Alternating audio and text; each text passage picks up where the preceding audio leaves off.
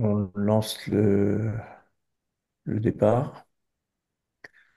Donc, tu veux dire un mot, Gilbert, Véronique, vous avez Alexandra, en tant que président et vice-présidente de En SPT. tant que président, d'abord saluer tout le monde et puis dire que nous sommes très heureux de pouvoir organiser ce webinaire. Je crois que l'actualité, malheureusement, nous amène à réfléchir sur ces phénomènes et que nous allons faire en sorte que euh, ce séminaire, cette visio soit en replay ensuite sur notre site de SPT. Voilà. Et puis, c'est Véronique qui est chargée de la mise en œuvre des webinaires, donc je vais lui laisser la parole. Oh, mais je pense que c'est surtout maintenant à Yves d'introduire ce webinaire. Pourquoi l'avoir choisi? Il est important de considérer aussi que les élus locaux sont concernés par ces sujets absolument majeurs. Et peut-être Gilbert, tu diras à la fin, avant d'introduire le prochain webinaire, ou en tous les cas je l'introduirai, mais peut-être juste un mot sur SPT. On conclura par ça. Donc Yves, la parole est à toi et ainsi qu'à Mm. Sylvie Briand. Merci. Donc j'ai vraiment le plaisir qu'on accueille Sylvie Briand aujourd'hui, qui est directrice de, alors je vais le dire, je vais le simplifier en disant de la prépa, en fait, la préparation aux épidémies et pandémies à l'OMS, euh, parce qu'elle est directrice du Global Preparedness Monitoring Board et il y a beaucoup de termes parfois difficiles à percevoir quand on n'est pas plongé dedans tous les jours. Euh, Elle se concentre aujourd'hui sur la surveillance, la préparation, la prévention des épidémies et des pandémies au siège de l'OMS à Genève. Alors moi, j'ai eu le plaisir de la croiser quand j'étais au bureau régional de l'OMS pour l'Europe, entre 2000 et 2007. Mais depuis, j'ai suivi très précisément son implication sur ce champ qui est jamais clos, ce qu'on a évoqué, du risque infectieux au niveau mondial. Et donc, qui dit mondial dit aussi local par ricochet, assez souvent. Et donc, il y a des mécanismes mondiaux pour mieux coordonner la surveillance, la préparation et la réponse. Mais souvent, au niveau local, on en entend beaucoup parler lors des crises. Et puis après, la tension retombe. Et donc, elle se propose de nous introduire à l'idée que la préparation, c'est aussi un sujet local. La prévention des pandémies peut- se joue-t-elle également à l'échelle des municipalités, des intercommunalités, d'autres regroupements de communes? Et que peuvent faire des acteurs locaux pour protéger leur population, anticiper mieux ce qui peut arriver, se prémunir contre les conséquences des épidémies et pandémies, et être des acteurs engagés dans la réduction de ces risques, en se disant on ne peut pas laisser la main systématiquement à des instances supérieures pour faire les choses à notre place. Donc, je laisserai la main à Sylvie pour présenter mieux que je ne l'ai fait le programme actuel de l'OMS sur le sujet, et puis de nous parler pendant 35, 40 minutes, 45 minutes de ce sujet, et on sera attentif aux questions qui peuvent être posées dans le chat, et puis qui seront posées après aussi à Sylvie Briand. Merci Sylvie, la parole, le floor is yours. Merci beaucoup. Donc, bonjour à tout le monde. Je vais essayer de partager mon écran. Euh, Est-ce que vous voyez ma présentation là? Oui, oui, oui. D'accord. Oui, d'accord, c'est bon. Voilà. Non, c'est pas le bon format. Si, c'est le bon format. Vous voyez juste une slide Oui, ou c'est bon. Là, Oui, oui. on ok. voit la diapositive bien mise en Et place. toi? D'accord, ok, très bien. Bon, bah, je vous remercie beaucoup d'abord pour cette invitation. C'est un grand plaisir de venir vous parler d'un sujet qui me tient à cœur. Donc, dans cette présentation, je vais surtout vous parler de ce que je fais au niveau mondial et de mon expérience au niveau mondial, mais avec Yves, quand on en a discuté, on a laissé pas mal de temps pour des échanges et des dialogues pour voir comment on pouvait traduire ceci au niveau local. Et un petit mot juste pour le Conseil mondial de suivi de préparation et préparation aux épidémies, aux pandémies. Donc, c'est un conseil qui est composé de 17 membres qui sont des gens donc qui représentent toutes les régions du monde et qui ont des rôles, enfin, comme on appelle en anglais des senior leaders. Mais par exemple, nos deux co-chairs sont Kolinda Grabar-Kitarovic, qui est l'ancienne présidente de la Croatie, et Joy Fumafi, qui est ancienne ministre de la Santé au Botswana. Donc, c'est ce genre de personnalités qui sont dans ce conseil. Et donc, le rôle de ce conseil, c'est de faire le monitorage, en fait, de la préparation aux pandémies au niveau mondial et de prodiguer des conseils aux États et aux entités régionales, par exemple, comme le CDC européen ou l'Union africaine, pour faire en sorte que toutes les régions du monde soient mieux préparées à la pandémie, aux pandémies. Donc, voilà. Donc, je me disais qu'on pouvait commencer déjà par réfléchir un petit peu sur Covid-19, qui a été la dernière en date, en tous les cas qui a touché l'Europe. Bon, peut-être certains d'entre vous ont été impliqués dans le Mpox, qui arrivait un petit peu après, enfin en 2022, mais peut-être pas. Donc voilà, j'ai pris quelque chose qui peut parler à tout le monde. Et je voudrais aussi m'excuser dès à présent que la plupart de mes diapos sont en anglais. Je n'ai pas eu le temps de toutes les traduire, mais bon, je pense que vous comprendrez quand même. Et de toute façon, bon, c'est juste pour illustrer mon propos. Euh, si j'ai le temps, je les traduirai après cette présentation. Donc, pourquoi je voulais parler un petit peu de Covid-19? Parce que, en fait, cette pandémie a eu quelques spécificités et si on en tire un peu les leçons, on peut aussi voir comment on peut se préparer aux prochaines épidémies et pandémies.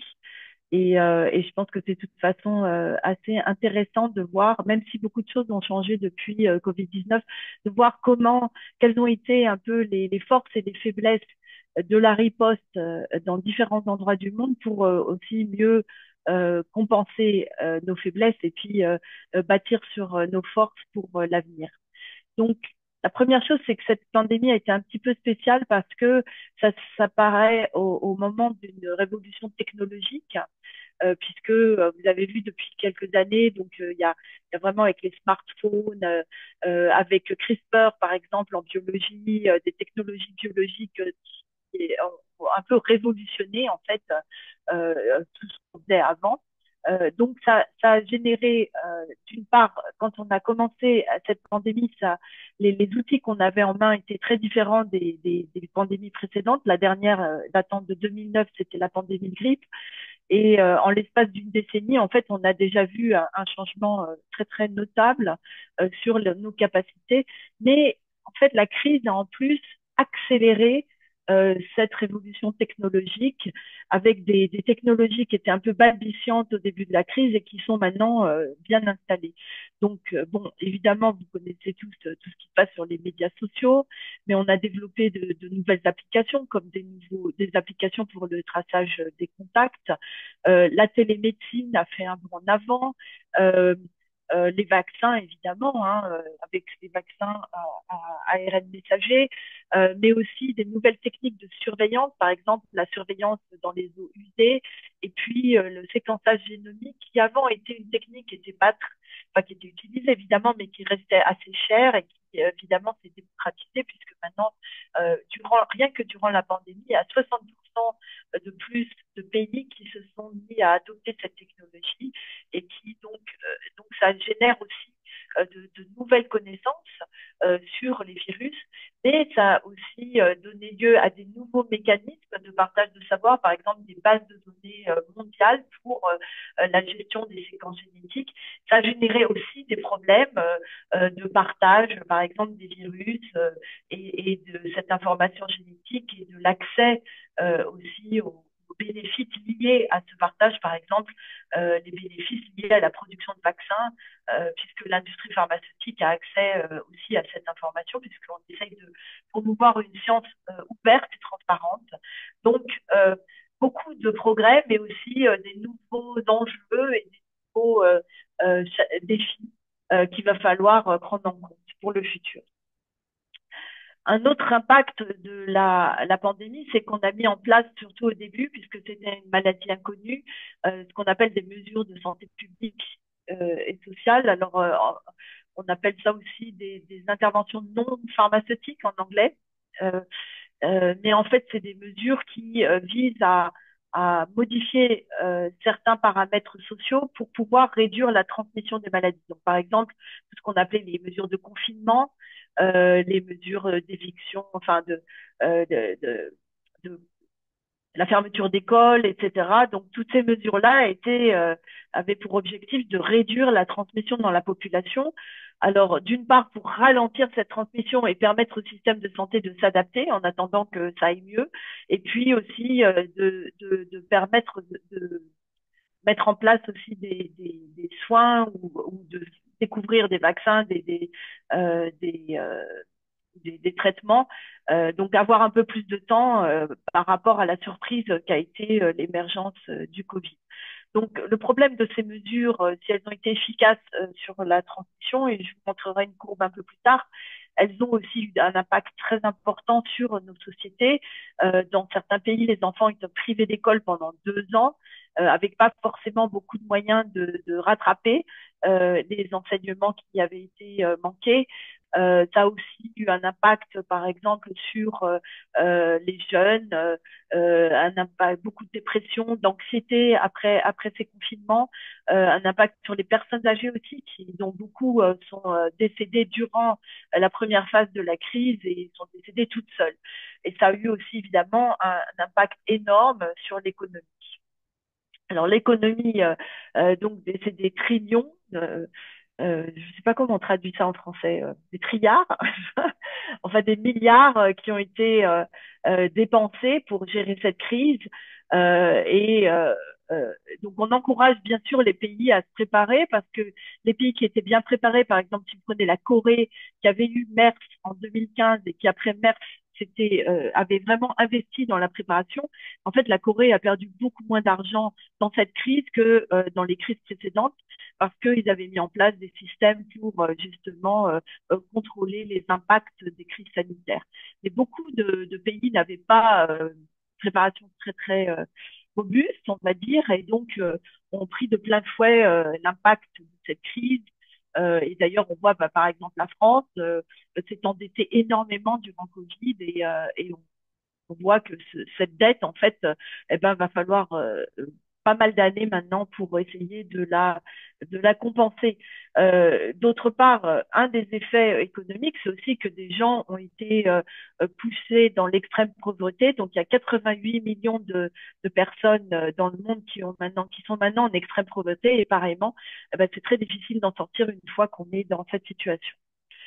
Mais je veux pas dresser un tableau complètement négatif. Il y a eu aussi des choses positives. Je pense qu'il y a eu d'abord une prise de conscience des gens de la permanence et de la persistance des maladies infectieuses. Je pense que l'hygiène a quand même s'est améliorée. Les gens savent maintenant qu'il faut se laver les mains. Et puis le port du masque, par exemple, c'est un peu mieux accepté. Je me rappelle, il y a quelques années, ma mère avait une leucémie aiguë et justement était très sensible aux infections et donc elle portait un masque en public et les gens se moquaient d'elle dans la rue. Donc, je pense que il y a quand même eu un petit progrès de ce côté-là, mais il y a aussi beaucoup de solidarité, d'inventivité durant ces crises. Donc, si on arrive à capitaliser un petit peu sur ces avancées aussi, je pense qu'on sera un peu mieux préparé pour la prochaine crise, malgré le fait qu'effectivement, maintenant, il y a quand même beaucoup plus d'inégalités sociales et aussi des faiblesses, des vulnérabilités qui se sont accrues durant cette crise. Un autre phénomène aussi qu'il faut prendre en compte et qui est un phénomène très important, c'est notre changement dans notre ce qu'on appelle notre écosystème d'information, puisque comme vous le voyez sur cette slide, maintenant tout le monde communique avec ses iPhones. Enfin, la plupart des gens sur Terre, il y a à peu près 55% de la population qui est connectée et qui est très connecté dans certains cas. Donc, pour nous, ça a un impact important sur la façon dont on va gérer les crises sanitaires parce que d'abord, cette technologie a changé la façon dont l'information est produite, partagée et puis consommée. Euh, et la plupart des gens, en fait, on partage cette information dans notre monde physique, avec nos voisins, nos collègues, mais aussi dans le monde virtuel avec des gens qu'on ne connaît pas forcément et qui sont situés à l'autre bout de la planète. Donc, ça change complètement la façon dont on gère l'information. Et c'est un petit peu compliqué, et vous l'avez tous noté durant Covid, parce que d'une part, il y a des fake news, et donc comment on arrive à gérer cette information qui est fausse, mais qui est transmise très rapidement. Et puis, comment on va faire aussi pour faire en sorte que les gens aient accès à la bonne information au bon moment et sous le bon format. Donc, le problème des crises sanitaires, et c'est pas spécifique des crises sanitaires, j'imagine, mais enfin, en général, il y a toujours des rumeurs qui accompagnent les crises sanitaires. Et on peut pas éliminer ces rumeurs.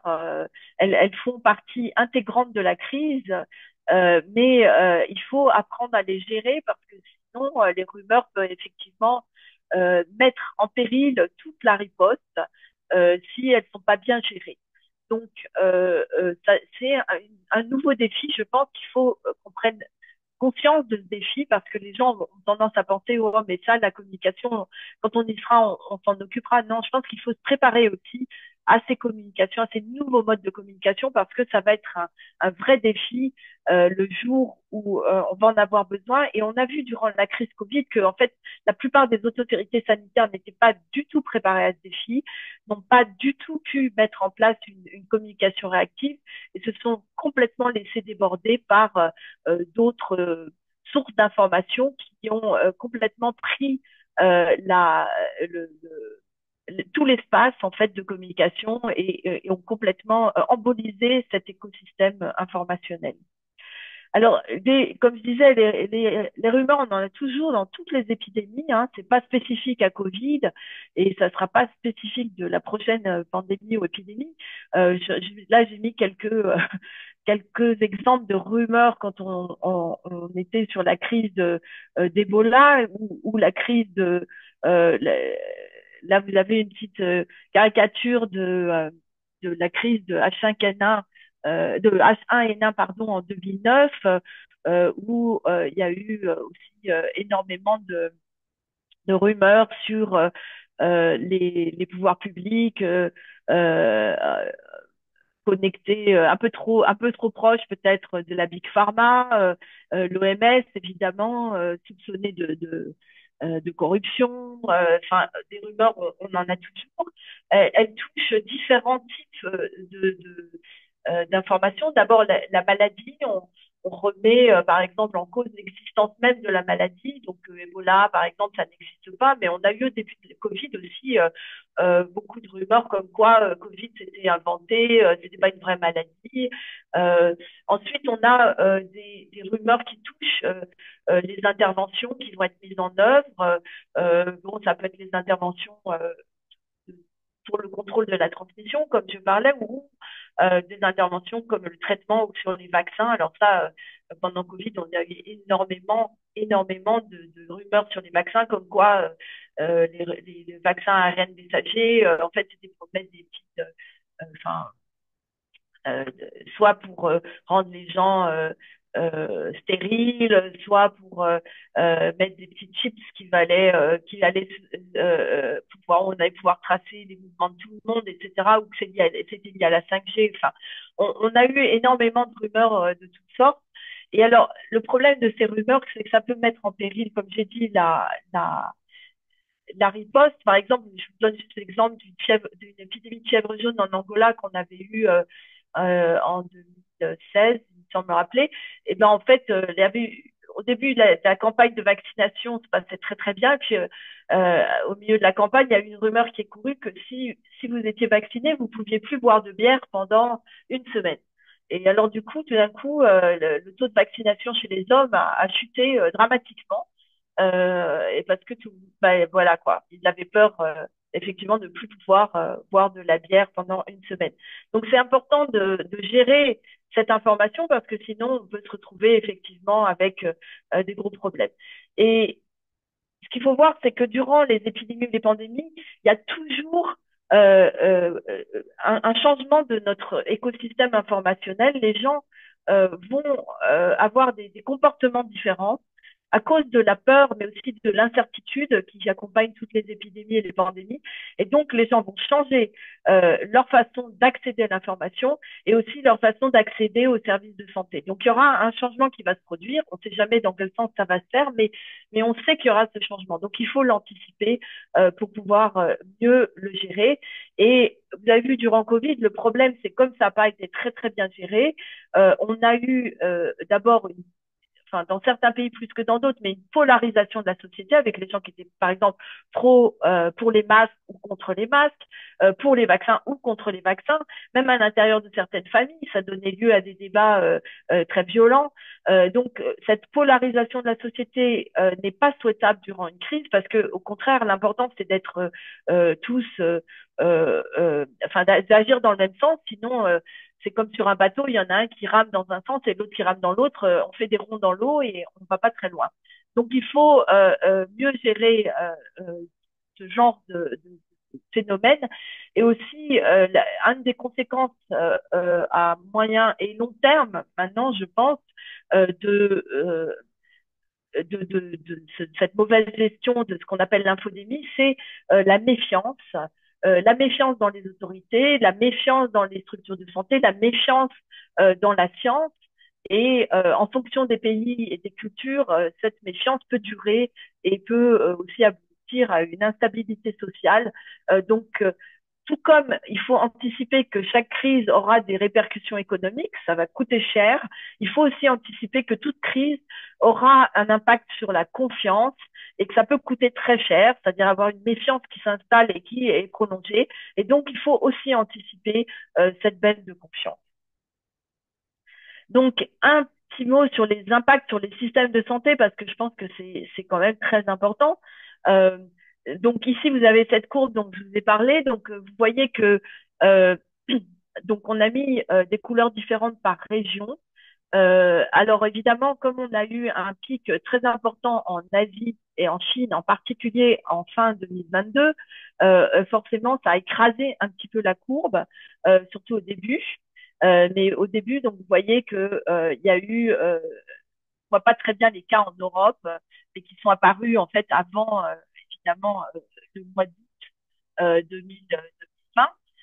Mais donc vous voyez qu'au début, on avait une très forte mentalité, c'est la courbe en noir, et puis après, ben, ça a évolué parce que ben, d'abord il y a eu des mesures de protection, des traitements, on a mieux pris en charge les cas, et puis aussi il y a eu une vaccination qui a protégé surtout les personnes à risque qui étaient en plus susceptibles de décéder. Donc, ça a eu un effet sur la mortalité.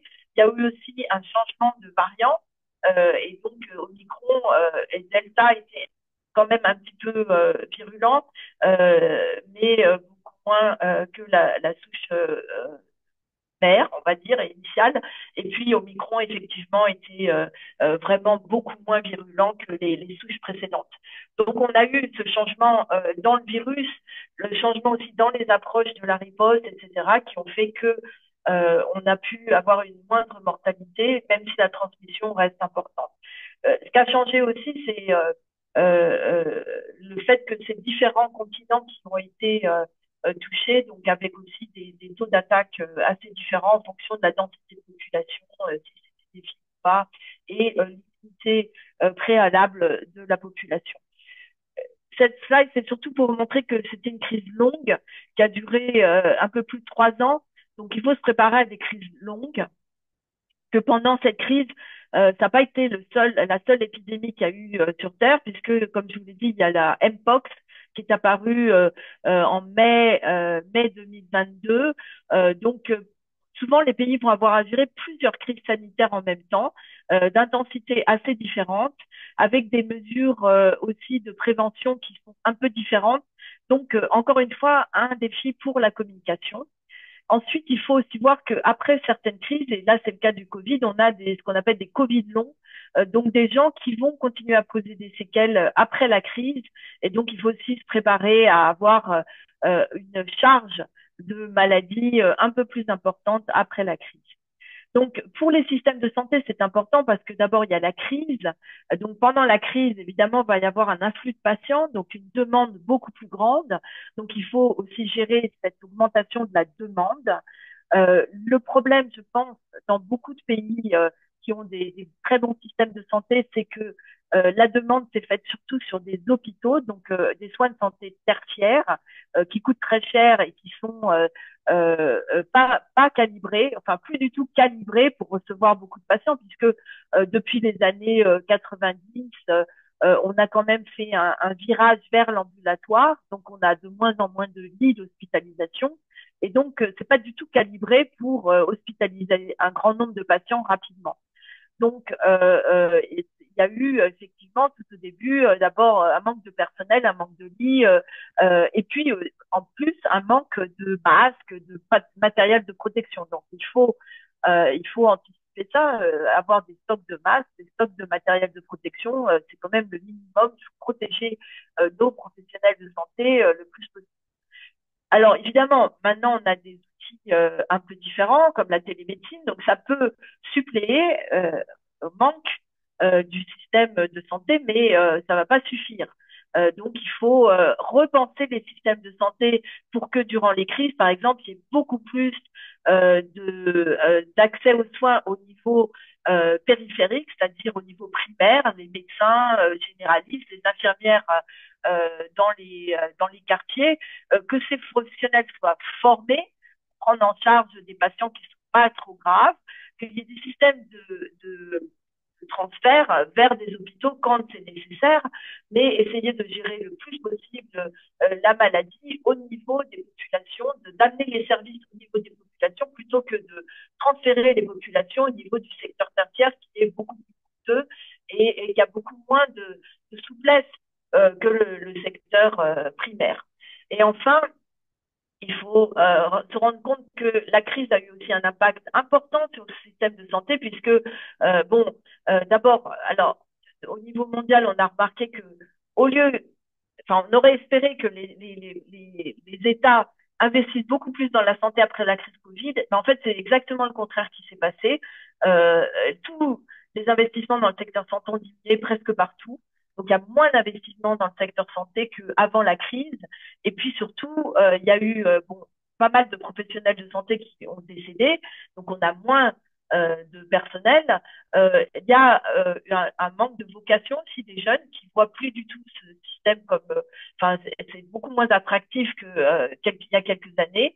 Et donc, en fait, on se rend compte qu'après cette crise, alors qu'on aurait espéré d'avoir des systèmes de santé renforcés, en fait, ils sont encore plus diminué, ce qui veut dire que la prochaine pandémie, on va pas la commencer avec un système de santé aussi robuste, mais au contraire un système de santé déjà affaibli.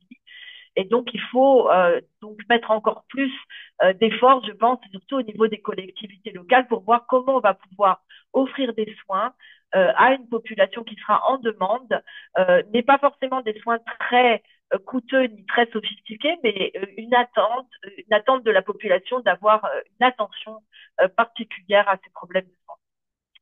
Alors, juste pour vous parler un petit peu de l'inéquité en matière d'accès aux soins, ça c'est des photos qui datent de 2003. Alors j'ai pris 2003 parce que c'est l'époque où on avait le SRAS, Et donc, en même temps, on a eu aussi une épidémie de choléra au Niger. Donc, c'est juste pour vous montrer que bon, la situation s'est un petit peu améliorée, mais bon, les différences en matière d'accès aux soins et de qualité des soins restent quand même très, très importantes au niveau dans le monde.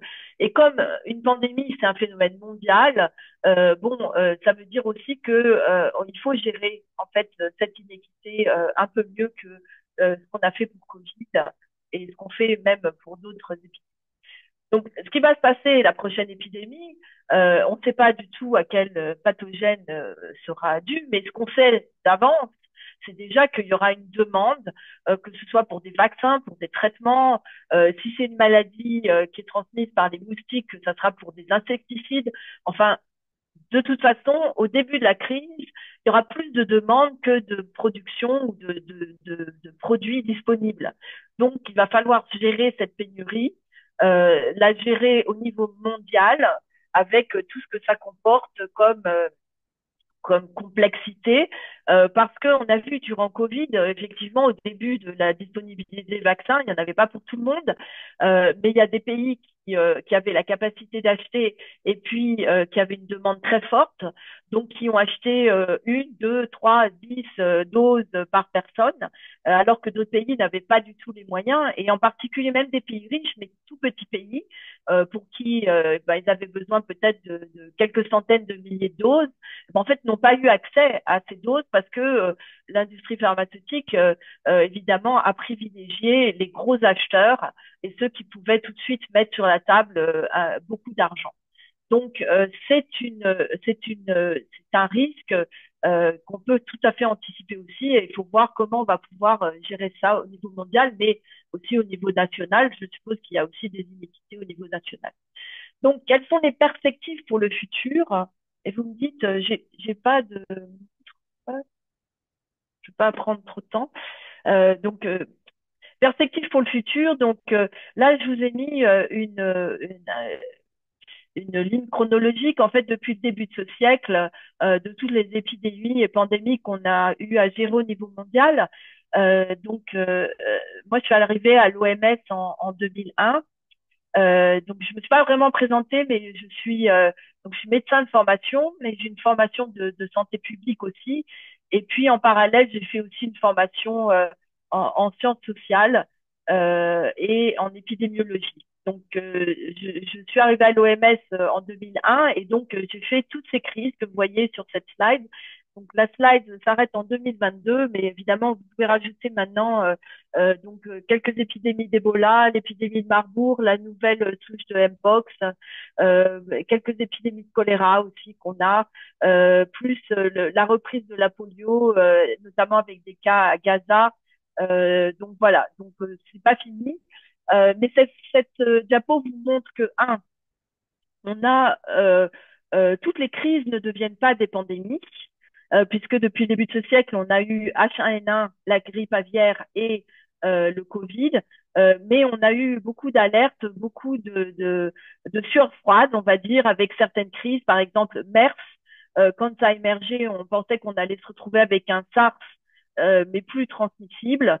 Donc, on a eu très peur, mais finalement, depuis son émergence en 2012, le virus reste assez stable et n'a pas encore acquis un potentiel épidémique, pandémique. On a eu Zika aussi qui était très inquiétant, mais on a réussi à plus ou moins contrôler la transmission.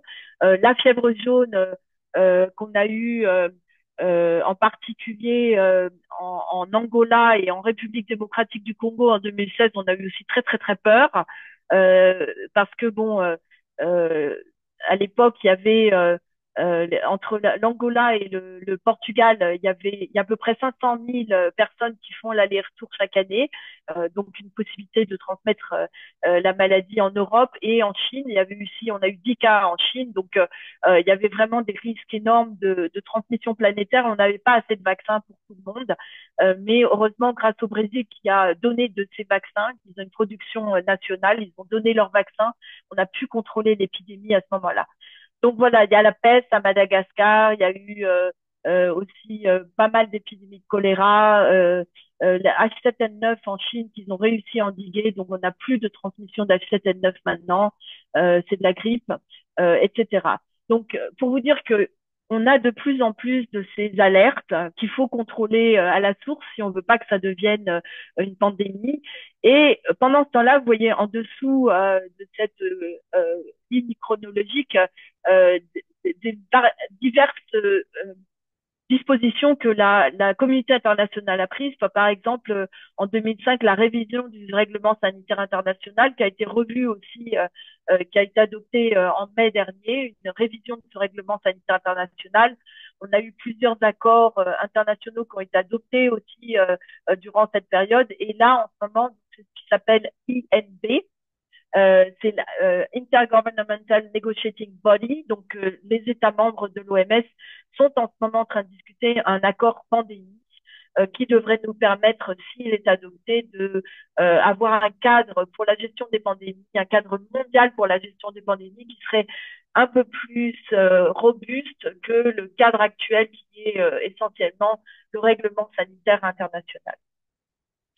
Donc, quand on parle épidémie, pandémie, il faut voir que c'est un processus qui passe d'abord de l'émergence d'un virus qui en général est chez les animaux, qui va créer des épidémies chez les animaux et on aura quelques cas sporadiques. Donc à ce stade-là, c'est juste une maladie qu'on appelle une maladie animale et on peut avoir de temps en temps ce virus qui passe chez l'homme. Donc, on a des cas sporadiques chez l'homme. Donc, c'est exactement la situation que nous avons actuellement avec H5N1 chez les vaches aux États-Unis. Donc, le virus est chez les bovins et passe de temps en temps chez l'homme. Mais le virus, pour l'instant, n'est pas très adapté à l'homme. Donc, on a très peu de transmission interhumaine et on n'a pas encore le stade suivant qui serait une épidémie avec une transmission interhumaine soutenue, voire une pandémie si ça se diffuse à l'ensemble du globe. Mais donc, on essaye toujours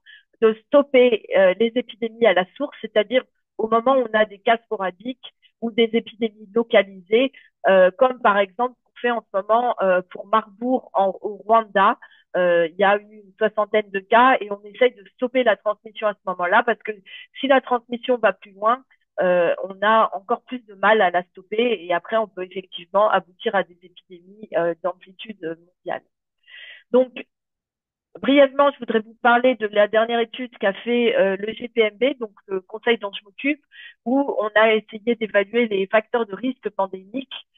Donc, on a un cadre pour analyser et monitorer donc les pandémies.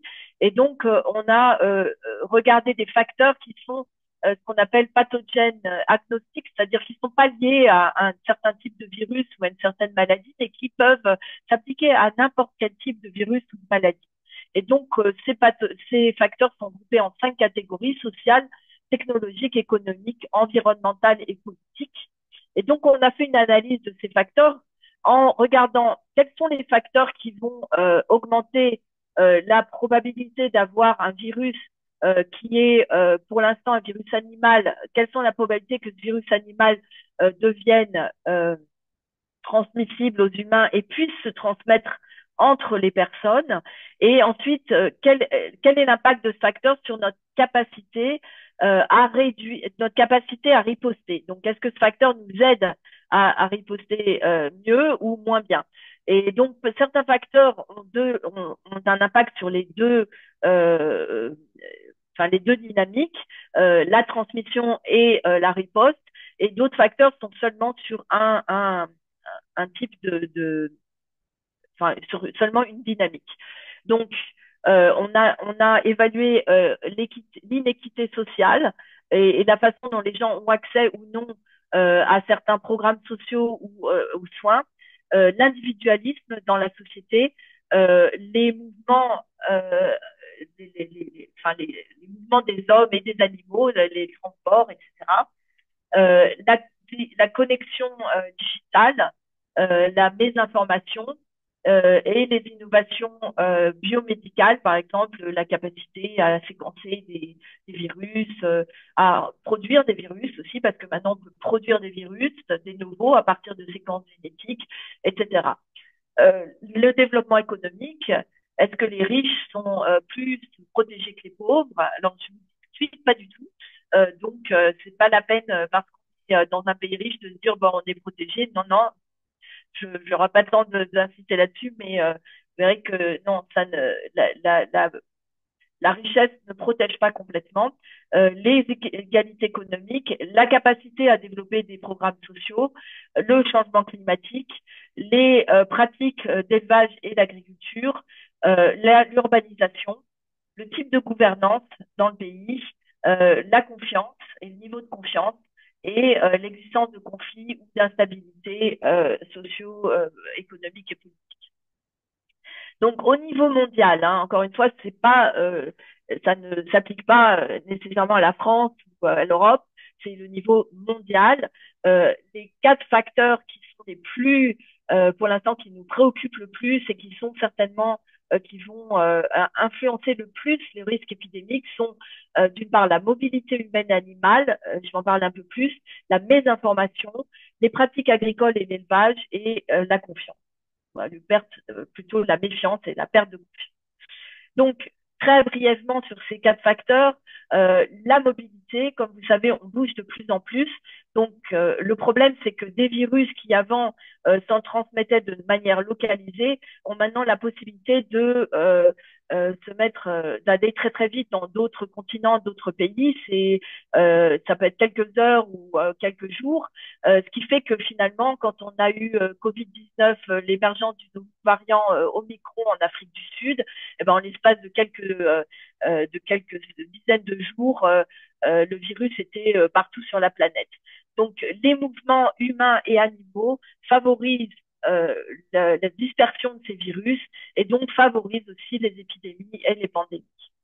La connectivité que nous avons maintenant digitale, donc ça a des avantages énormes puisque comme on est connecté, on peut échanger de l'information plus rapidement. Même les nouvelles applications, les plateformes ont permis pendant la pandémie et durant les confinements de permettre aux gens de continuer à communiquer ensemble. Donc il y a des aspects très positifs à cette connectivité, mais ça nous expose aussi beaucoup plus à la mésinformation et comme on l'a vu avant, la mésinformation entraîne aussi la méfiance et donc on se trouve confronté à des phénomènes sociaux qui sont souvent assez intangibles. On essaye maintenant de mieux les mesurer, mais il semblerait en tous les cas que les pays durant Covid, les pays avec plus de confiance ont eu des taux de mortalité de 40% inférieurs par rapport aux pays où il y avait une méfiance plus importante. Enfin, sur le changement climatique sur les pratiques d'élevage et agricole, donc je ne vais pas parler aujourd'hui, mais le changement climatique, qu'est-ce que ça veut dire pour la France? Ça veut dire que certaines épidémies qui avant étaient confinées à des pays plutôt avec des climats tropicaux vont pouvoir maintenant se trouver dans des pays qui ont des climats plus tempérés mais certainement avec des saisonnalités un petit peu bizarres. Et par exemple, je vous cite l'épidémie de chikungunya qui a eu lieu à Rome en octobre 2017, donc tard hein, dans la saison, déjà en automne, pas vraiment en plein milieu de l'été. Donc c'est une maladie qui est transmise par des moustiques qui donnent des symptômes grippaux au début, puis après des arthralgies, des douleurs articulaires très importantes. Le problème de ça, c'est que d'abord, ça a eu une influence durant l'épidémie, par exemple, sur les dons du sang, parce qu'il fallait screener les patients, screener les donneurs pour être sûr qu'ils n'avaient pas attrapé la maladie. Et puis, à moyen terme, ça donne des gens qui ont souvent des séquelles articulaires et qui souffrent au long cours de douleurs articulaires. Donc, c'est un problème de santé publique en plus à gérer. Dans les épidémies, ce qui est important, c'est de voir que l'inéquité est un facteur de risque parce que vous aurez toujours, s'il y a des gens qui n'ont pas accès aux soins ou qui n'ont pas accès à des vaccins ou des modes de prévention ou du diagnostic, eh ben, vous aurez toujours des poches de transmission de la maladie dans la société. Et tant que vous avez des poches de transmission, ben, ça veut dire que le virus peut continuer à circuler à bas bruit, probablement, jusqu'au moment où ça va exploser à un moment donné.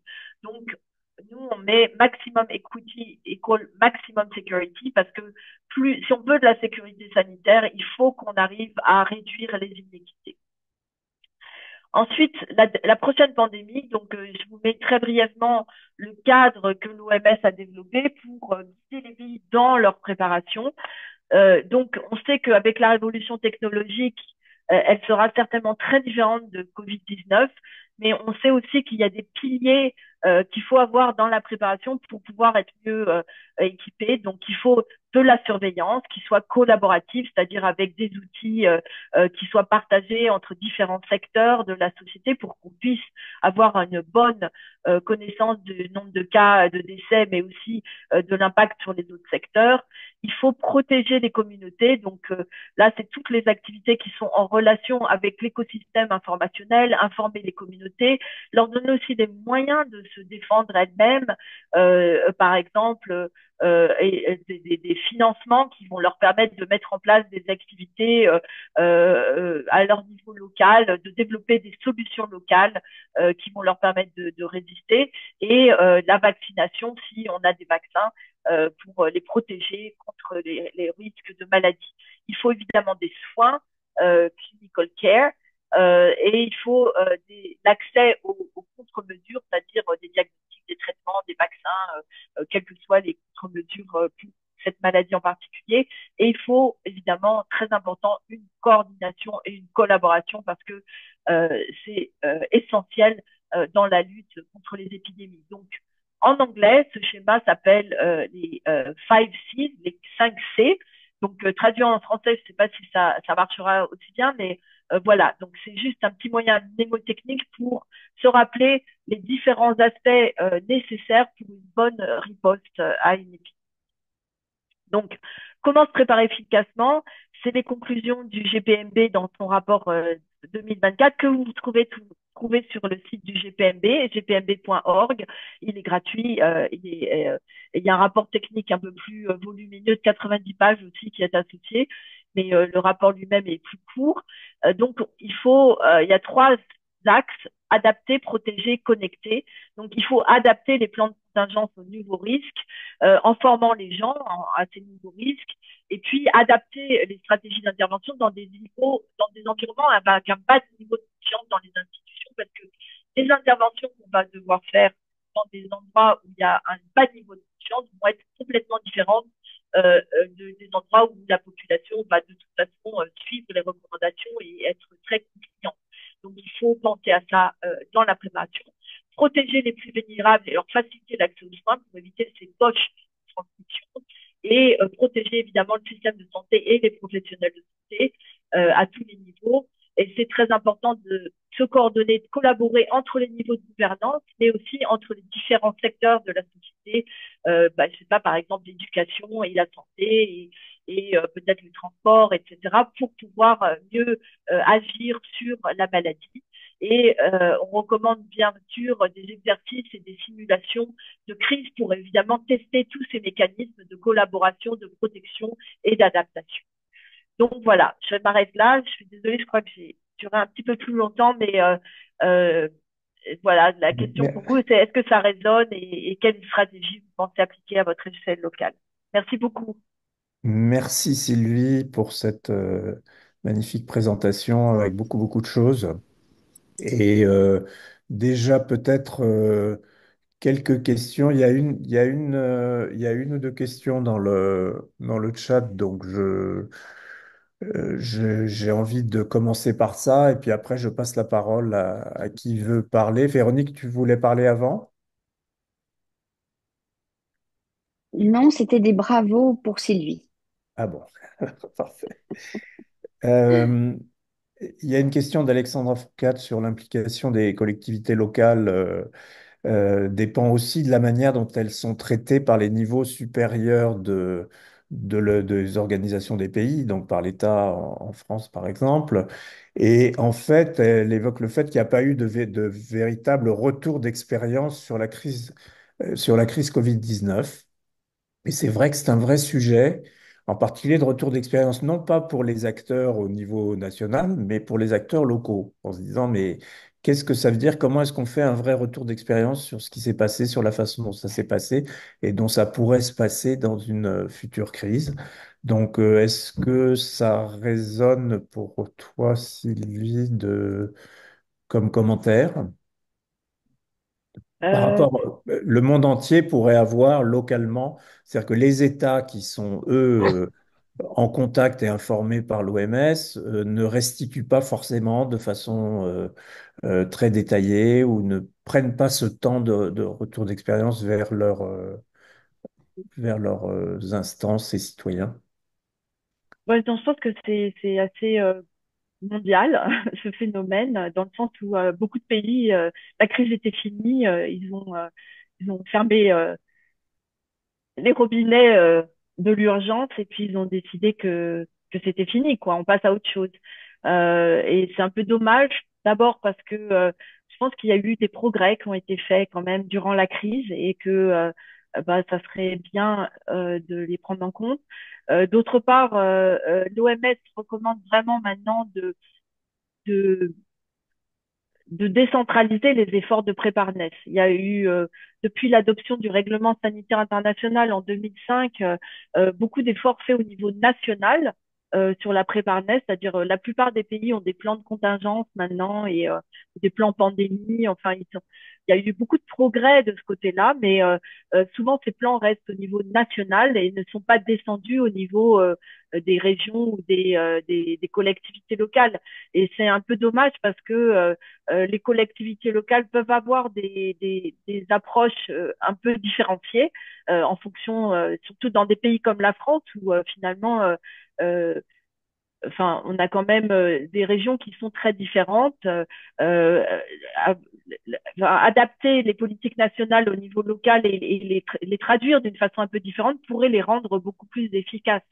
Donc, ça vaudrait la peine justement de faire ce travail de retour d'expérience aussi au niveau local, et essayer de comprendre bon qu'est-ce qui a marché, qu'est-ce qui n'a pas marché, et comment on pourrait faire mieux la prochaine fois. Je pense par exemple à la région Grand Est où j'avais discuté beaucoup. Bon, ça a été une des premières régions affectées en France, et effectivement, ils ont mis en place des collaborations avec l'Allemagne, qui sont très proches, des collaborations transfrontalières. Donc, est-ce qu'on ne peut pas justement officialiser ces collaborations pour la prochaine crise, de voir comment on pourrait les mettre en œuvre de façon plus rapide, etc. Il y a des choses qu'on peut faire qui pourraient être très bénéfiques. Voilà. Merci. Je vois pas de questions. Alors, je vais t'en poser une. Bon, de ce qu'on a entendu quand même, c'est qu'il y a des raisons d'avoir peur, d'une certaine façon. En tout cas, d'être alerté sur le fait qu'il peut et qu'il y aura probablement d'autres crises sanitaires d'origine microbienne dans le futur à des niveaux divers. Alors, il ne s'agit pas d'avoir peur, mais il s'agit de savoir, être capable de savoir ce qui se passe. Donc, dans les questions de surveillance, c'est comment faire redescendre l'information le plus possible pour que tout le monde soit au courant sans que ce soit une raison de paniquer. Oui, tout à fait. Je pense qu'il faut pas Euh, enfin, justement, bon, j'ai peut-être pas fait bien passer le message, mais je pense qu'on a des atouts. Je veux dire, si vous comparez la pandémie de grippe de 2010, de 1918, par exemple, qui a été une pandémie effroyable. Mais elle s'est passée dans un contexte bon déjà de guerre mondiale, donc bon pas forcément très favorable. Ensuite, à cette époque-là, on n'avait pas de vaccin, pas d'antibiotiques. La plupart des jeunes hommes qui sont décédés de la grippe à cette époque-là, on n'a pas pu les soigner, mais c'était des surinfections bactériennes. On n'avait pas de soins intensifs, etc. Donc, je pense que la médecine a fait énormément de progrès. On est capable de développer des vaccins très rapidement. On est capable maintenant, avec l'intelligence artificielle, de développer aussi des traitements très rapidement. Donc, je pense on a des atouts majeurs, mais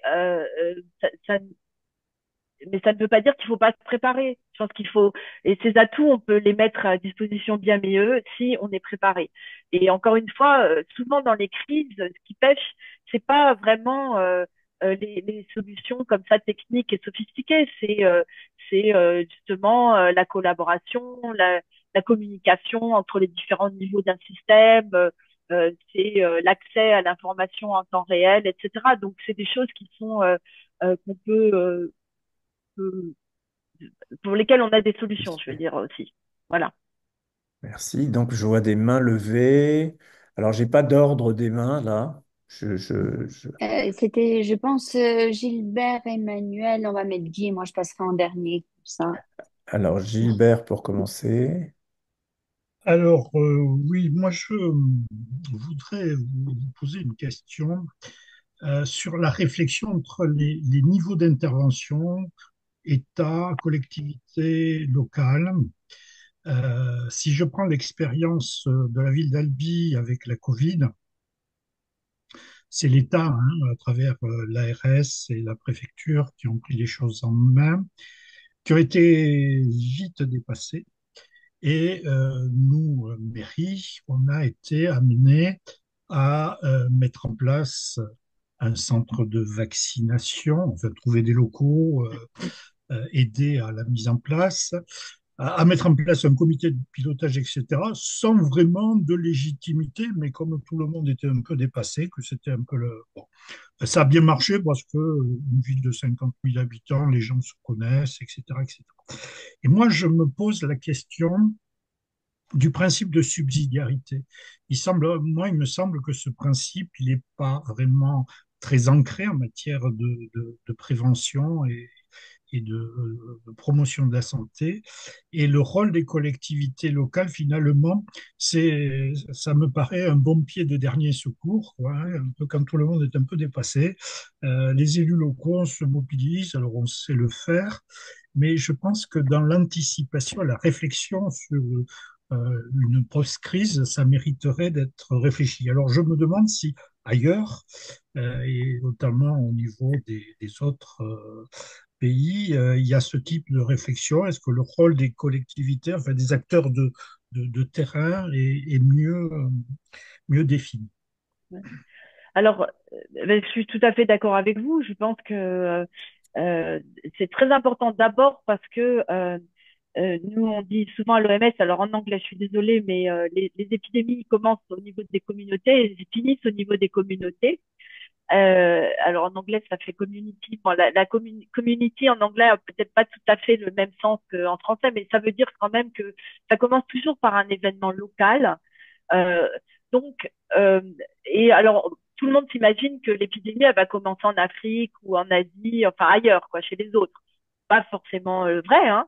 Ça peut très bien commencer chez nous. Donc, c'est pour ça que c'est déjà important que les collectivités locales soient impliquées dans cette réflexion pour se dire, bon, si ça commence chez nous, quelles seront les mesures qu'on mettra en œuvre pour empêcher que ça aille plus loin. Et deuxièmement, dans notre rapport de cette année du GPMB, on a dit que enfin, l'urbanisation est galopante dans le monde et il y a des enjeux spécifiques au niveau des villes en termes de transmission des maladies. Donc, c'est très important que les municipalités, en particulier, aient leur plan de contingence parce que les villes sont, bon, d'abord, en général, dans les villes, il y a beaucoup plus de densité humaine. Donc, quel que soit le pathogène, si les hommes sont proches, ça se transmet plus. Donc, déjà, il y a un risque accru de transmission. Alors, évidemment, souvent dans les villes, les gens ont plus facilement accès aux soins. Donc, on peut mieux gérer probablement le problème de santé. Mais dans les villes aussi, il y a un autre facteur de risque, c'est qu'il y a beaucoup de gens qui bougent, qui prennent des transports en commun, ou alors les villes sont des lieux où il y a des gares routières, des trains, etc. Donc, la mobilité, en fait, des gens, des urbains Mm. est plus importante. Donc, en fait, si on met ensemble les risques, mais aussi comment dirais-je, les atouts.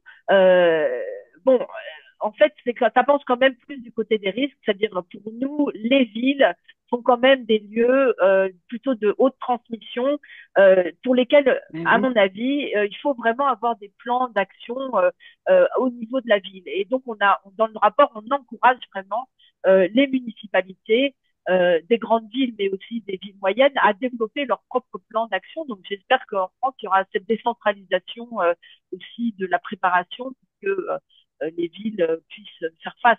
Et je pense parce que par Covid, par exemple, je me rappelle à un moment donné de la crise, c'est pas une critique, mais à un certain moment donné, le Covid était seulement dans certaines régions. Il y avait des régions qui avaient jamais vu un seul cas. Donc, ces régions-là pouvaient mettre en place des mesures un peu différenciées comparées aux régions qui étaient déjà qui faisait face déjà avec une épidémie bien installée. On aurait pu avoir des mesures un peu différentes en fonction des géographies sur le territoire. Voilà. Donc c'est une réflexion du niveau mondial, mais j'abonde tout à fait dans votre sens. Merci. Il y avait Emmanuel Aubrin. Oui, merci beaucoup. Merci, Madame Briand, pour cet exposé. J'ai trouvé ça vraiment passionnant. Je me suis permis d'intervenir sur le chat en parlant. Alors, je n'ai pas dit dans quel contexte j'avais inscrit ça, mais en disant que c'était inentendable, hein, inaudible pour les pays qui ne sont pas servis. Je parlais de la distribution des vaccins, entre autres au moment de la crise. Alors, je voulais simplement dire qu'au niveau local, ça avait été aussi assez compliqué, hein. J'ai été aussi responsable d'un centre de vaccination. Et quand on voit les mesures qu'on a été amené à prendre pour récupérer un certain nombre de vaccins, où il a fallu envoyer notre police de façon à s'assurer qu'on puisse récupérer ces vaccins et surtout que les vaccins arrivent à bon port au centre de vaccination, quand même, ça pose question déjà. Ensuite, on a quand même eu vent, alors est-ce que c'est une fake news ou pas, mais on sait que beaucoup de choses ne nous étonnent plus tout à fait, mais aussi des véritables bagarres, voire des hold-up qui ont existé sur les tarmacs des aéroports pour récupérer un certain nombre de vaccins aussi en destination des différents pays. On voit bien que là encore, il y a une inégalité absolument incroyable, tant au niveau économique hein, qu'au niveau de l'organisation. Donc ça, c'est, me semble-t-il, quelque chose de vraiment, enfin, qui nous interroge vraiment. Alors là, on est à un niveau plus national. Je dirais qu'au niveau de la collectivité, je crois que c'est vraiment extrêmement intéressant et je vous remercie beaucoup parce que moi, je ne l'avais pas envisagé comme ça, mais je crois qu'on a quand même des plans de prévention, hein, des Des plans de risques. prévention des risques sur nos communes. Ce serait quand même hyper intéressant qu'on puisse travailler là-dessus de façon à effectivement pouvoir vraiment formaliser une sorte de protocole d'intervention aussi sur ce cas de pandémie. Je trouve que ça, c'est vraiment, vraiment intéressant. Donc, voilà, merci beaucoup pour ça. Je vous rappelle quand même, et on le sait tous, notre difficulté, nous, en tant qu'élus locaux, de faire valoir aussi que la santé est quand même quelque chose qui nous intéresse en premier plan. Or, ça n'est pas une de nos prérogatives, hein, une de nos compétences. Donc, il y a aussi toute une sensibilisation à faire à tous les niveaux, déjà avec nos propres maires, et puis avec les différents niveaux au niveau de notre pays, hein, pour faire en sorte qu'il y ait cette articulation et cette coopération qui soit la plus optimale possible de façon à faire en sorte qu'on puisse apporter une réponse qui soit vraiment efficace. Voilà. Non, je suis tout à fait d'accord. Bon, je veux pas. Je sais que c'était qu'un commentaire et pas une question, mais je pense que ce qui est important, c'est, je crois que aussi enfin, je sais que la santé se gère plutôt au niveau national, bon, même s'il y a des agences régionales de santé, mais peut-être établir ces collaborations justement avant les crises. Notamment, enfin moi je pense franchement, les médecins généralistes par exemple sont vraiment comme des entités individuelles, donc peut-être justement avoir un espace de communication avec les acteurs de santé de terrain avant les crises pour essayer de discuter avec eux. Bon, si jamais on a une crise, comment on fait quel peut être le rôle de la municipalité pour vous protéger, pour vous fédérer, enfin j'en sais rien. J'imagine que ça se passe déjà, mais c'est plutôt avoir une approche de voir que euh, les collaborations, les connexions se fassent avant la crise en fait, parce que durant les crises c'est plus compliqué. En plus, bon, les professionnels de santé souvent durant les crises ils sont débordés, donc ils vont pas avoir envie d'aller à une réunion organisée par la mairie un soir de la semaine. Quoi. Mais si on fait ces réunions un peu avant et que ben, les gens aussi peuvent avoir aussi des forces de proposition, de dire ben voilà comment on pourrait se débrouiller, etc. Enfin, voilà, c'est des donc mais je vous rassure, enfin je sais pas si ça vous rassure, mais je pense que cette cette compréhension de la gestion des crises qui doit aussi impliquer le niveau local, c'est récent. Je pense que même avant Covid, la perception, c'était que, et c'est une perception qui héritait un peu des États-Unis, c'était command and control, c'est-à-dire ça vient du haut. Enfin, d'ailleurs, il y a eu toutes ces allusions au langage guerrier durant la pandémie. Tous les dirigeants ont utilisé ce langage guerrier, donc c'est pensé comme une guerre en fait contre un ennemi particulier. Et donc il faut avoir comment dirais-je, l'organisation hiérarchique comme une armée, et c'est command and control, ça part du top et ça va à la base. Or, en fait, moi, je pense, pour avoir géré beaucoup d'épidémies, que les épidémies, c'est pas tout à fait la configuration. Les épidémies, c'est souvent justement plutôt une guerre, une guerre de tranchées, enfin une guerre qui se fait plutôt avec des mouvements très, enfin un peu comme au Vietnam, où le virus en fait il va bouger, c'est un ennemi qui est pas bien identifié, donc cet ennemi va bouger, va changer, va se modifier, et donc il faut beaucoup de souplesse. Et le problème de command and control, c'est souvent il n'y a pas la souplesse qui va bien pour s'adapter aux changements et aux dynamiques virales. Donc, il faut avoir un bon équilibre entre la gestion top-down et puis cette gestion plus locale, et qui va avoir plus de facilité à s'adapter aux changements de dynamique de l'épidémie. Merci. Une main, Guy Salé. Oui, bonjour à tous et tous. En tout cas, merci Sylvie pour cet exposé tout à fait complet. Je voudrais revenir sur les origines enfin la plus grande origine des épidémies, et puis notre finalité au niveau collectivité. Moi, je reviens d'une mission d'audit sur le Malawi et sur le Mozambique, notamment pour le Mpox. En fait, là où vous avez un peu appuyé sur cette question, c'est qu'effectivement, les épidémies sont souvent au départ tribales, et que la guerre sur les épidémies devrait se jouer de façon chirurgicale dès le début des épidémies. Notre souci, et celui que j'ai rencontré, mais ce n'est pas la première fois que je rencontre en Afrique australe, c'est que ces pays veulent bien une aide internationale, notamment grâce à l'OMS et d'autres institutions internationales, mais quid de l'aide et la finance internationale sur la mise en place de campagnes de vaccination et de dépistage? C'est-à-dire que quand vous voulez mettre le nez dans le suivi de l'argent ou des moyens qui vont dans ces pays, là, on devient des colonialistes. On peut être des financeurs, tout va bien, mais quand on commence à regarder ce qui se passe réellement, on l'a vu avec le Mpox au Nigeria, au Rwanda ou au Ouganda, parce qu'on a quand même envoyé beaucoup de doses, mais quid de ça, donc ça, c'est un vrai problème de l'OMS, et c'est plus un problème de collectivité. Je reviens plus localement, et ça a été déjà abordé. Effectivement, en France, notre gros problème, c'est que l'organisation de la santé est trop largement centralisée, et que au niveau des collectivités, on n'a pas de compétences en santé. C'est Franck Chauvin qui, dans son rapport du Haut Comité de sécurité publique, disait qu'il n'y a pas encore d'évolution de compétences attendue, alors que qui a vraiment le plus réagi localement, c'est les communes. Nous, sur Saint-Germain-en-Laye, on a quand même monté un centre de dépistage qui faisait 3000 dépistages jour, et on avait un centre de vaccination extrêmement important, en dessous de celui de Saint-Quentin, mais on a quand même fait plus de 600 000 vaccinations pendant la période Covid. Grâce à quoi? Grâce à qui? Grâce à l'ensemble d'un bassin de vie. Et c'est là où je voulais venir sur la préparation, ce que j'appelle les situations sanitaires exceptionnelles. On n'a pas parlé d'un facteur qui peut être très intéressant pour la collectivité. On a fait un petit topo avec Véronique lors de l'agglomération. Voilà.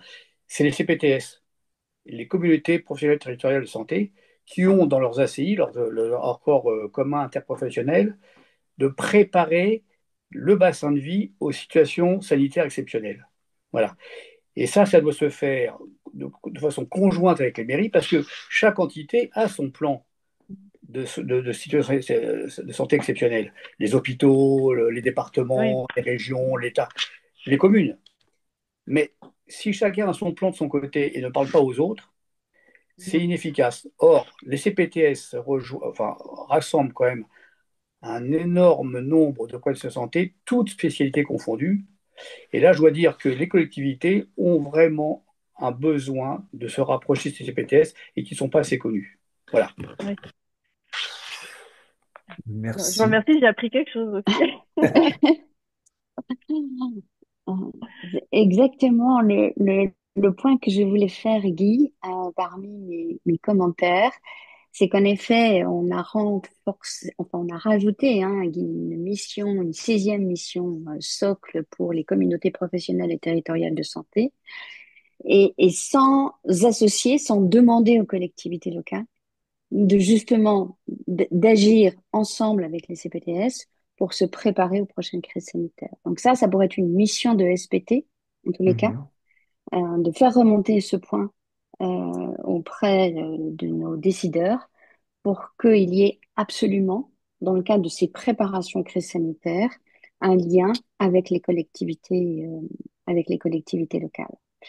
Les deux autres points sur lesquels je voulais vous interpeller, vous n'avez pas évoqué l'approche d'une seule santé.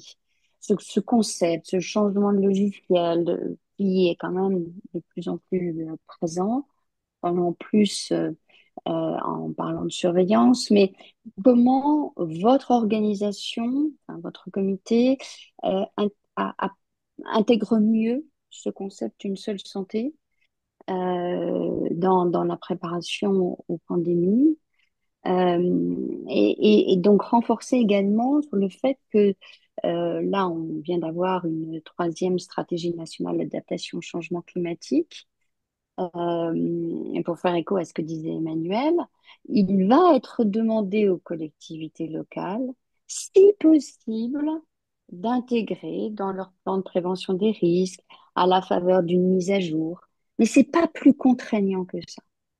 Et je pense qu'on n'est quand même pas à la mesure, on n'a quand même pas pris la mesure enfin, on voit, nous, chez nous, vous savez, on avait le COVARX jusqu'à la dissolution, qui était donc ce comité qui avait remplacé le comité scientifique mis en place pendant la pandémie de coronavirus qui a vraiment alerté sur les prochaines crises sanitaires, grippe aviaire, chikungunya, Zika, etc. Et on a l'impression que les volontés politiques ne sont pas très contraignantes vis-à-vis d'acteurs locaux et notamment les collectivités locales. Ouais. Donc, je suis d'accord avec vous. On n'a pas parlé, j'ai pas parlé dans ma présentation, mais si vous regardez notre rapport du GPMB, c'est le One Health, c'est très bien mis en évidence.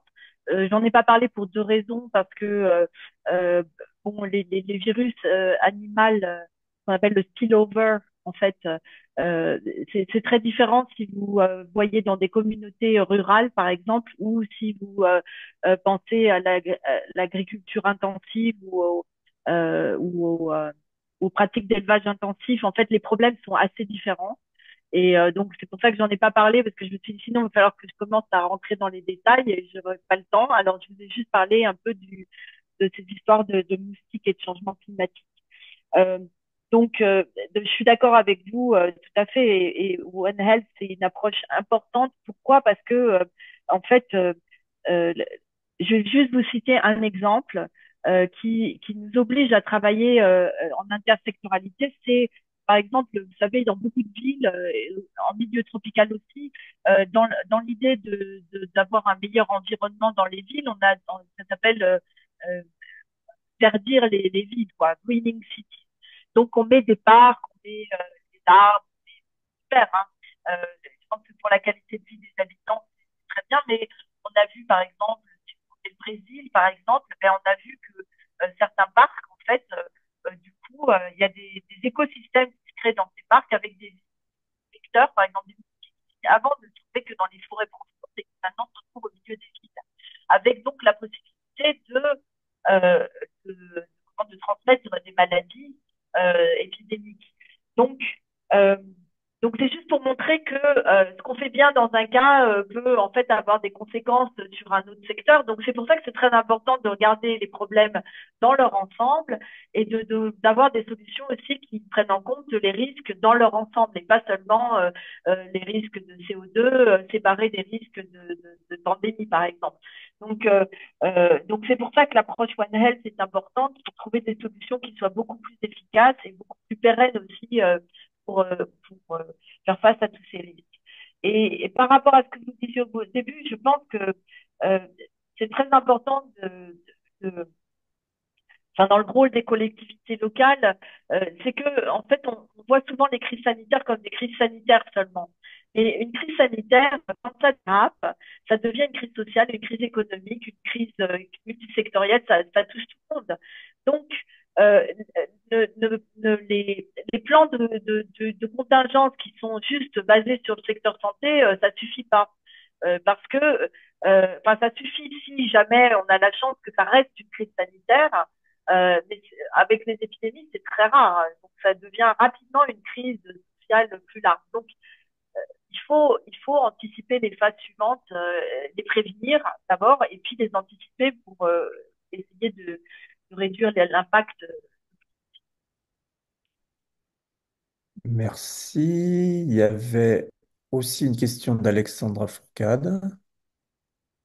Oui, merci de me passer la parole. Je vais d'abord remercier Sylvie Briand parce que son exposé est absolument passionnant et vraiment très éclairant sur la manière dont on peut enfin, voilà, réfléchir à la gouvernance. C'est un peu l'objet de ma question. C'est-à-dire que vous êtes tout à fait, vous avez très très bien décrit le fait qu'on a eu jusqu'à maintenant des gestions de crise qui étaient quand même très portées par l'échelon mondial avec l'OMS. Ensuite, chaque État définit ses plans. Et puis, le niveau local, en fait, on a découvert tout d'un coup à l'occasion du Covid-19, et j'ai été comme mes collègues aussi en charge d'un centre de vaccination. J'ai vu toute la difficulté qu'il y avait en tant qu'élu de terrain à faire remonter des dysfonctionnements au niveau national, au niveau des cellules de crise qui étaient mises en place au ministère de la Santé. J'avais la chance de travailler au 2 niveaux. Donc, vraiment, ces sujets-là me paraissent majeurs pour, dans le cadre que vous préparez au niveau mondial, hein. Donc, je voulais vous interroger sur, d'une part, la place que vous allez avoir dans votre futur cadre mondial là, que vous avez évoqué, là, qui est porté par votre structure, là, ce fameux INB,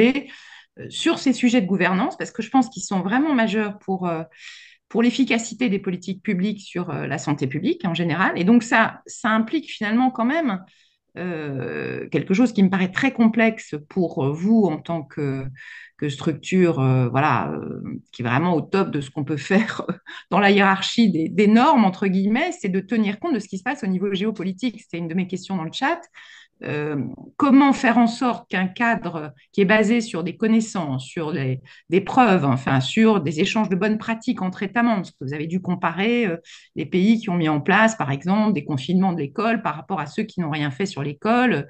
Tout ça, ça doit être normalement, aujourd'hui, il y a des preuves pour dire, demain, si ça se reproduit, voilà les erreurs qu'on peut éviter, et c'est des connaissances qui devraient être largement partagées par tous les États.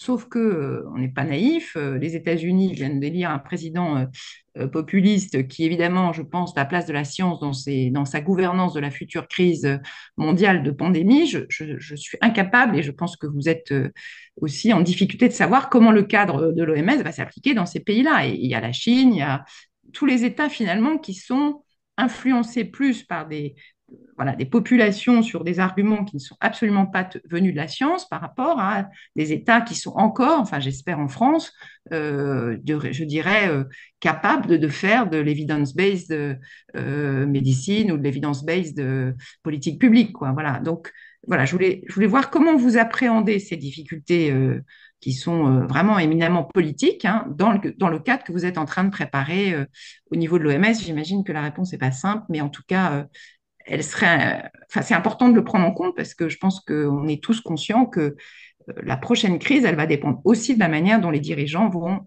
être ou pas compliant avec ces recommandations mondiales. Oui. Merci beaucoup. Donc, effectivement, donc l'accord pandémie n'est pas encore adopté. Les États membres sont encore en train de discuter. Et vous faisiez allusion à l'élection de Trump. Bon, ça, c'est un facteur aussi qui peut ralentir aussi les négociations avec un positionnement des États-Unis un peu différent de ce qu'il a été jusqu'à présent. Je ne sais pas encore, mais bon, voilà, c'est partie des risques de l'avenir. Donc cet accord donc le point d'ancrage principal de cet accord, c'est effectivement de renforcer les collaborations entre pays, mais avec un souci d'équité. Et l'équité a été, depuis le début des négociations, très au centre des négociations, justement.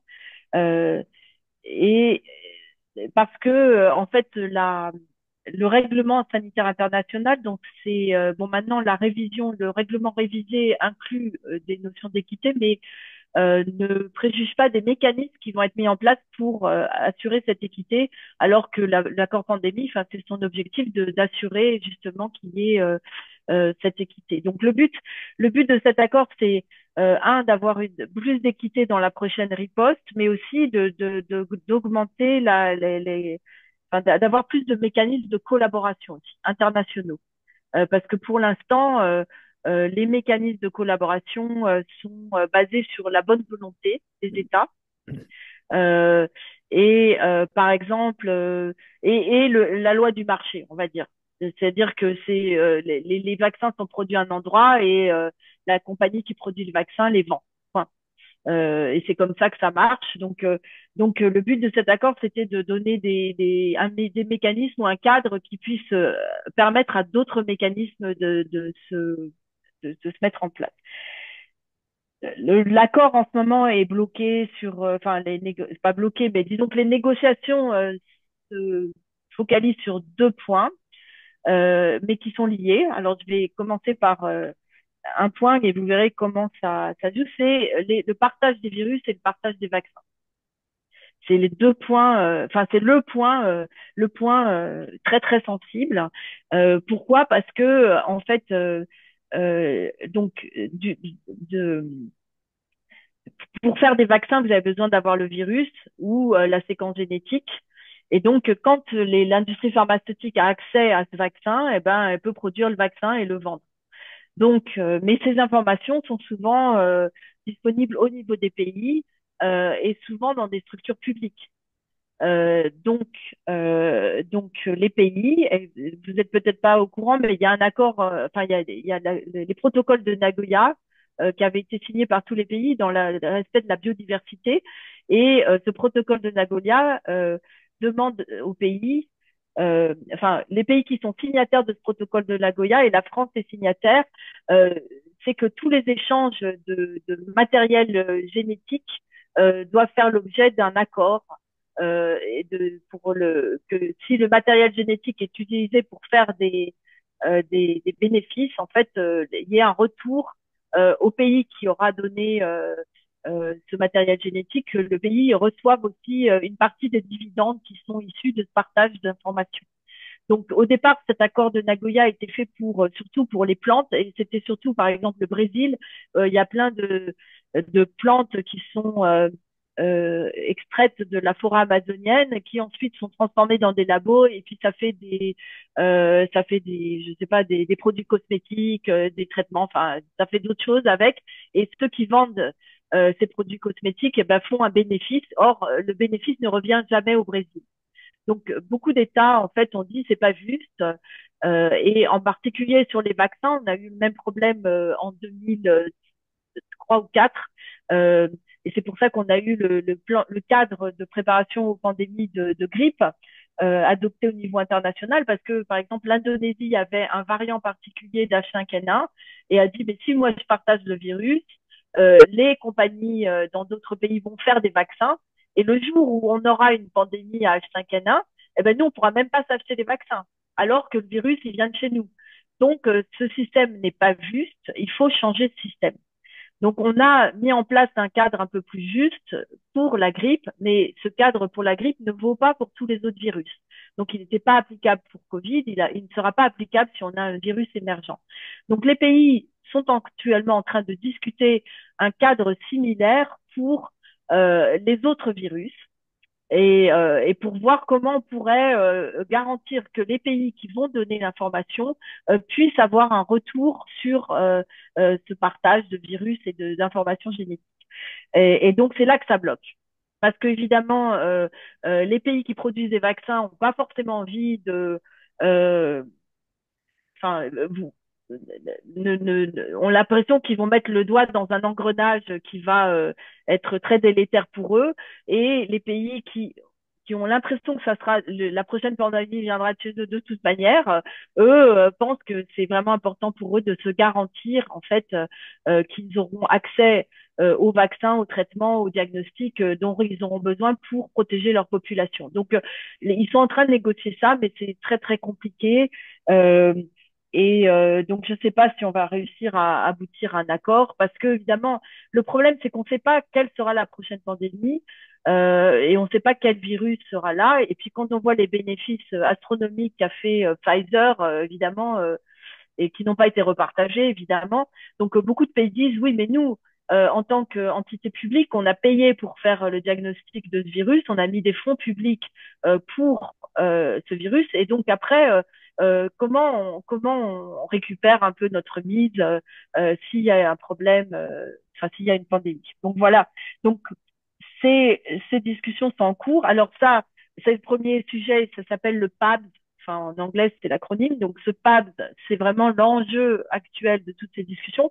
Et ça a eu un impact sur One Health, hein, sur une seule santé aussi, parce qu'il y avait un article sur une seule santé et qui disait qu'aussi, il fallait partager les virus émergents le plus vite possible pour qu'on puisse développer des vaccins, etc., pour les animaux et pour les hommes. Enfin, et les pays, pareil, on dit, mais attendez, là, c'est le même problème. Si on partage les vaccins, si on partage les virus émergents et que ce virus émergent, par malchance, devient un virus pandémique, comment sera-t-on protégé, quoi? Donc les deux sont liés, les deux ont été rejetés, et donc ça, c'est très compliqué.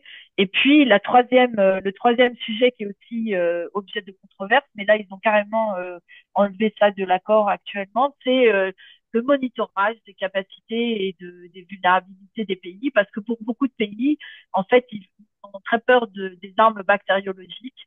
Ils ont très peur que, en fait, ces virus dangereuses soient utilisées, parce que maintenant, vous savez, on peut recréer des virus, on peut même les rendre plus virulents avec du génie génétique. Donc, c'est pas techniquement parlant, c'est pas impossible, ça coûte pas très cher non plus.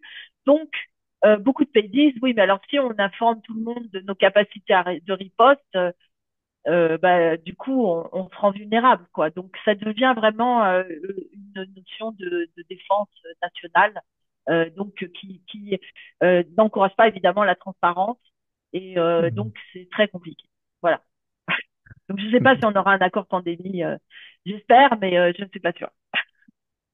Bon, merci Sylvie.